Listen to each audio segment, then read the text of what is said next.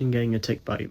And days later, your blood literally starts leaking from your eyes, gums, and skin. That's what happens when you get the Crimean Congo hemorrhagic fever virus, one of the most dangerous viruses most people have never heard of. It was originally identified after a mysterious and deadly outbreak among Soviet soldiers in Crimea in 1944. Hundreds of troops developed a terrifying illness marked by high fever and severe hemorrhaging. Nearly 25 years later, scientists isolated a nearly identical virus in the Democratic Republic of the Congo in 1969. When researchers realized the pathogens were the same, the virus was given the name Crimean Congo hemorrhagic fever virus. Scientifically, it's a negative-sense, single-stranded RNA virus belonging to the Norovirus family and the ornithoareovirus genus, part of the same broad viral order that many hemorrhagic fever viruses are from, including Ebola. The virus is primarily carried by Hyaloma tick species, which infect livestock like cattle, goats, and sheep. The animals rarely get sick, but they act as amplifying hosts, allowing the virus to spread to humans through tick bites and exposure to infected blood. Once inside the human body, the virus targets endothelial cells and immune cells, rapidly replicating while suppressing the host's interferon antiviral response. Terrifyingly, the infection can trigger what's known as a massive cytokine storm, common to hemorrhagic fevers,